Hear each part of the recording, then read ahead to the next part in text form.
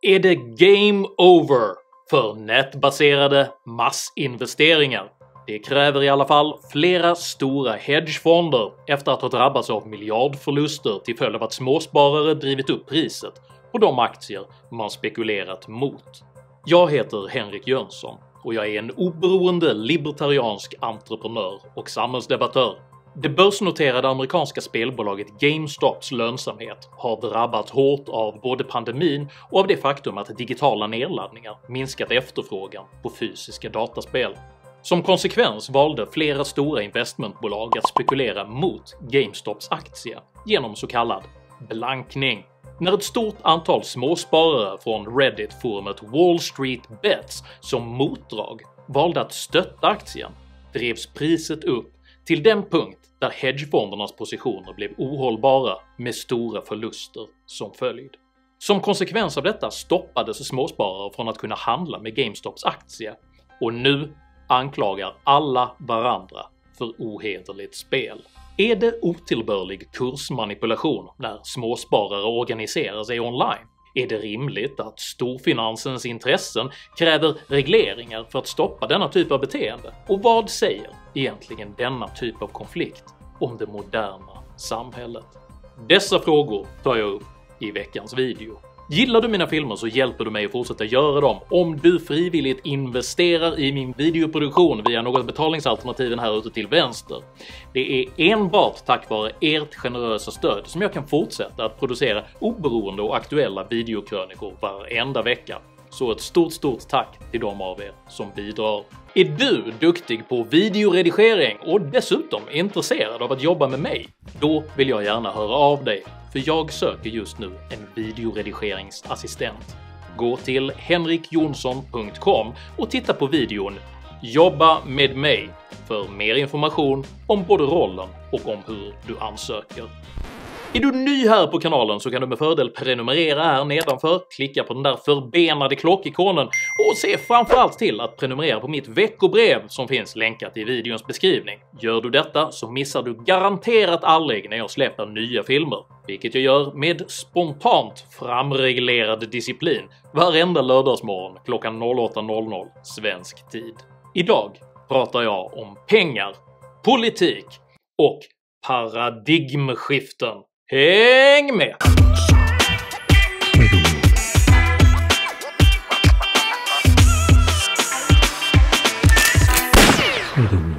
Vad är det för nytt som tär och spränger?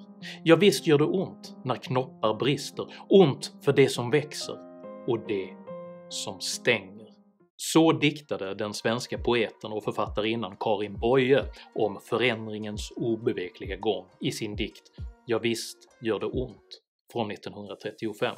Och nog både tär och spränger digitaliseringens revolution på allt fler håll det etablerade samhällets maktstrukturer. Let me see old days too. Ett aktuellt exempel på just detta är den finansiella konflikt som blåst upp kring spekulationerna i börsbolaget GameStops aktie.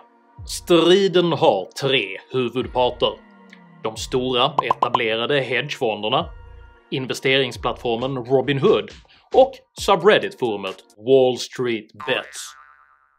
Wall Street Bets beskriver sig själv som ett 4chan som hittat en Bloomberg-terminal, vilket i korthet betyder att man byter investeringstips och gillar memes. Stonks.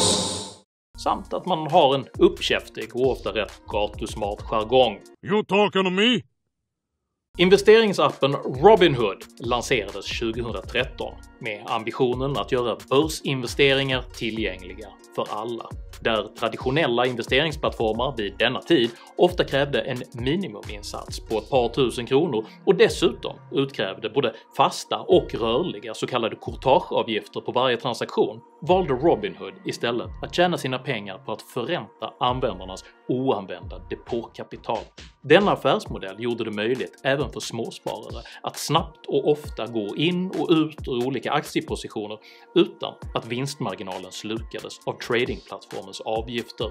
Robinhood blev därför mycket populärt bland användarna på Wall Street Bets, och denna app var en av de huvudsakliga plattformarna som användes när massinvesteringarna i GameStops aktie inleddes. För att kunna förstå varför dessa investeringar fick hedgefonderna att förlora miljardbelopp måste man känna till en investeringsstrategi som kallas blankning, eller på engelska shorting.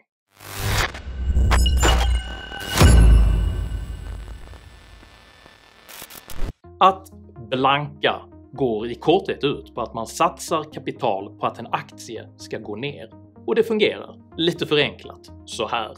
Investerare A har ett stort innehav av aktier som investerare B tror kommer att gå ner. Investerare B ber att mot ränta och en del avgifter få låna några av investerare A's aktier. Investerare B säljer sedan de aktier han lånat och får in, säg 100 000 kronor på försäljningen. Om investerare B har gissat rätt och aktien nu sjunker kan han köpa tillbaks den till ett lägre pris, säg för 50 000 kronor, och sedan ge den tillbaka till investerare A. Om man bortser från ränta och avgifter så har investerare B nu tjänat 50 000 kronor på att blanka aktien.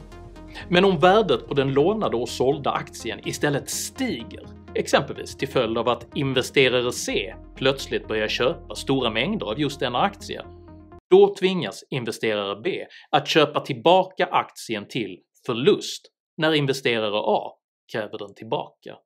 När investerare B plötsligt måste köpa tillbaka A's aktier till förlust driver han dessutom upp aktiens värde ytterligare. Detta stressar investerarna X, Y och Z som också blankar denna aktie, vilka nu snabbt köper den tillbaka för att begränsa sina förluster. Detta resulterar i ändå snabbare prisökningar, vilket tvingar fler och fler blankare att sälja för att begränsa sina nu skenande förluster. En plötslig prisrusning på en aktie som blankas kallas a short squeeze, vilket kan översättas med att blankningspositionen hamnar i kläm och snabbt drivs upp till extrema förluster.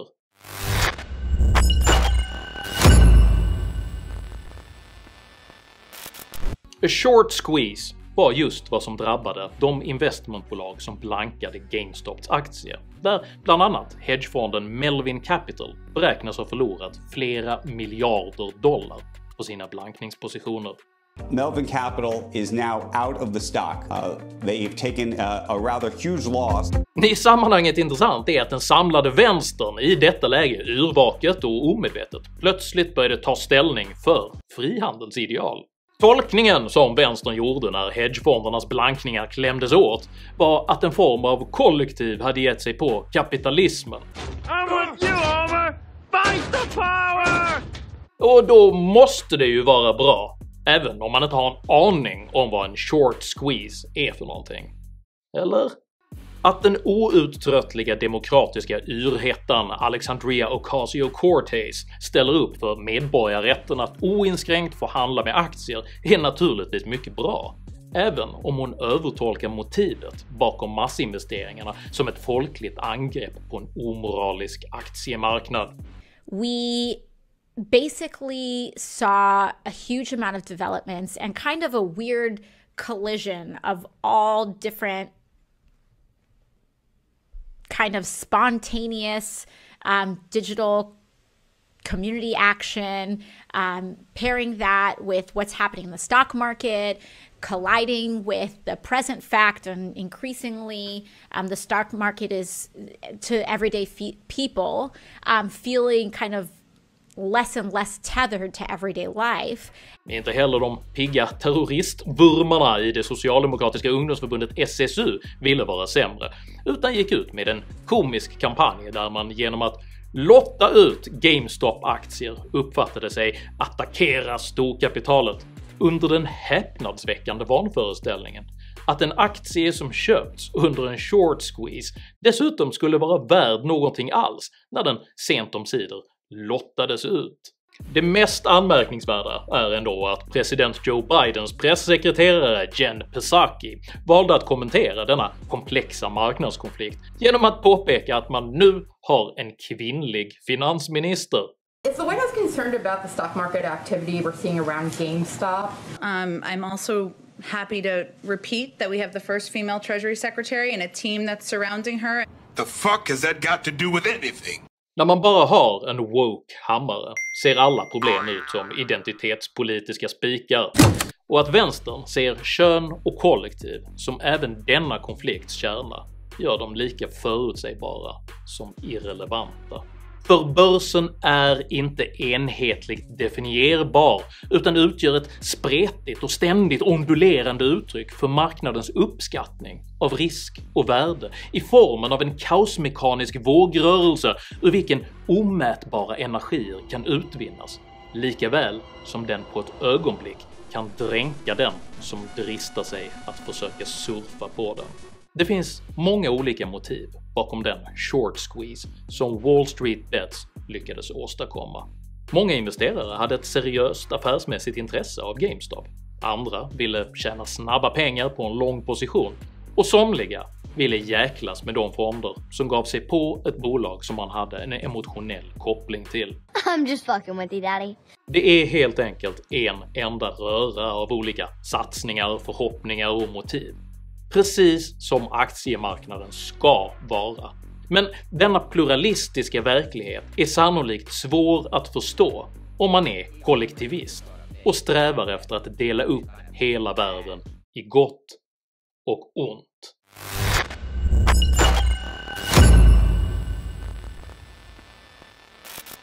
Börsen är ingen ny företeelse utan har existerat i olika former ända sedan 1200-talet.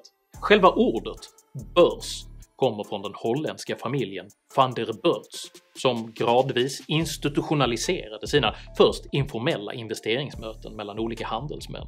Det engelska ordet för aktie, stock, betyder även lager och stammar ur det faktum att handelsmän under 1500- och 1600-talet på förhand kunde investera i lagervaror som handelsexpeditioner skulle importera från främmande länder. Om det inte hade funnits en börs där sjöfartsexpeditionerna kunnat hitta investerare som var redo att satsa på utdelning i form av delägande i ett framtida varulager, hade man inte haft råd att bedriva internationell handel. På samma sätt som renässansens sjöfartsexpeditioner berikade både handelsmän och hela den europeiska civilisationen, berikar vår moderna börs hela den globala ekonomin. Börshandeln kritiseras dock ofta på felaktiga grunder för att vara ett omoraliskt kapitalistiskt kasino eller ett osolidariskt nollsummespel. Film och TV har under decennier bidragit till att förstärka denna bild genom spektakulära skildringar av krascher, bedrägerier och ren illvilja. Dessa föreställningar om börsen bygger huvudsakligen på okunskap. Bilden av börsen som ett nollsummespel bygger på den marxistiska föreställningen att den enes rikedom innebär den andres fattigdom. En analys som helt ignorerar det faktum att intelligent resursallokering skapar tillväxt så att det sammanlagda välståndet ökar. Börsens primära funktion är att sammanföra kapital och företag så att man genom satsningar, analyser och riskbedömningar hjälpa olika verksamheter att få tillgång till de resurser de behöver. Företag som gör bra ifrån sig blir lönsamma, vilket i sin tur drar till sig mer investeringar och låter verksamheten växa, medan de företag som gör dåligt ifrån sig automatiskt faller bort. Och marknaden tenderar att vara klok. Trots volatilitet, bubblor och till och med regelbundna börskrascher så har marknadskrafterna historiskt visat sig oöverträffade på anpassning, förnyelse och riskhantering, medan statsmaktens ingrepp i marknaden ofta visat sig introducera oförutsägbara och kontraproduktiva drivkrafter. På grund av detta har investerare, entreprenörer och innovatörer tenderat att motsätta sig regleringar och statlig inblandning, eftersom man betraktat detta som ett hot mot den fria marknadens funktion. Det säger därför mycket om var den fria marknadens framtid ligger, när samma storfinansiella intressen som under decennier kämpat för att undvika regleringar istället börjar kräva regleringar.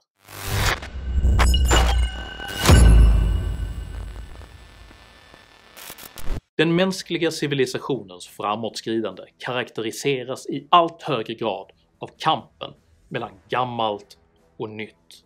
Det gamla upplevs stabilt, tryggt och ansvarsfullt, medan det nya uppfattas som kaotiskt, farligt och ibland direkt omoraliskt. They call it twerking. Oh, honey. Is that to go along with tweeting? Historiskt har det konsekvent varit de etablerade maktinstitutionerna som bekämpat nymodigheter, eftersom dessa tenderat att utmana deras position.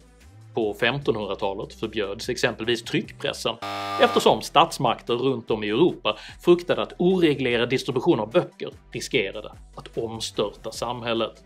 På 1600-talet totalförbjöds astronomen Copernicus heliocentriska modell av solsystemet, och i modern tid hade den svenska staten monopol på både radio- och tv-sändningar långt in på 1990-talet.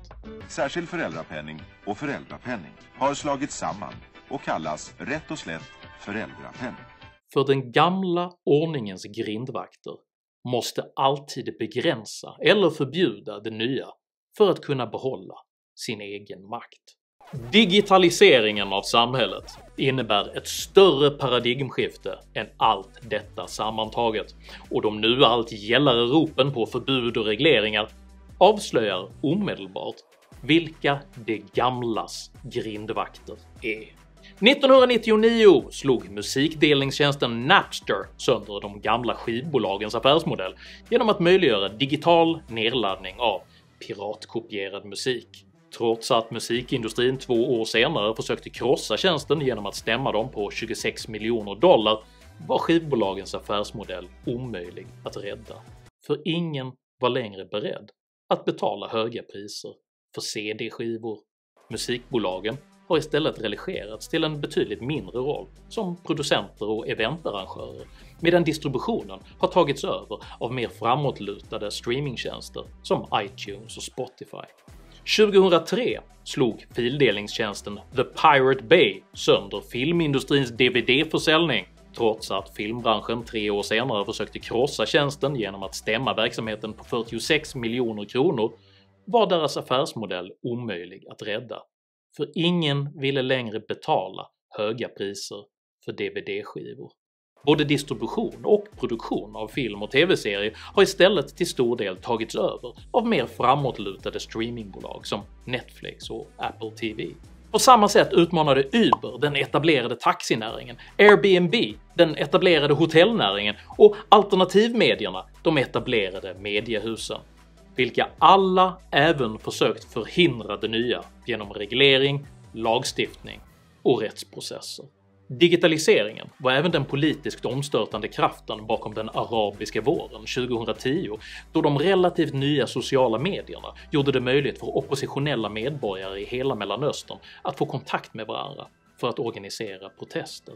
Digitaliseringen möjliggjorde även valsegern för både Frankrikes president Emmanuel Macron och för Amerikas bespottade president Donald Trump, vilka mobiliserade sina egna väljare genom sociala medier och därigenom rundade de etablerade mediernas grindvakter och filter. Och det är digitaliseringen som öppnat dörrarna för en ny folklig investmentkultur, vilken de etablerade aktörerna nu förutsägbart försöker förhindra, reglera, förbjuda och stänga ner. Men de som ropar på censur av sociala medier, redaktörskap rörande sökresultat och reglering av gräsrotsinvesterare. Jag tycker det är ganska otäckt att småsparare och vanliga människor kan påverka den här marknaden på det här sättet. Det här ifrågasätter ju hur hela börsmarknaden fungerar. Representerar samma krafter som en gång förbjöd tryckpressen. De står på fel sida av historien. Frågan är bara hur vårdslösa och demokratiskt destruktiva de etablerade maktinstitutionernas dödsryckningar riskerar att bli när både politik, ekonomi och kultur samtidigt galvaniseras i det digitala paradigmskiftets transformativa eld. För de som motsätter sig förändringens vind är alltid de som försvarar en döende världsordning. Men det gamlas död utgör den nödvändiga mylla ur vilken den mänskliga andens pånyttfödelse kan spira med nya möjligheter, nya utmaningar och en ny världsordning. För att uttrycka det med Karin Boyes odödliga ordkonst.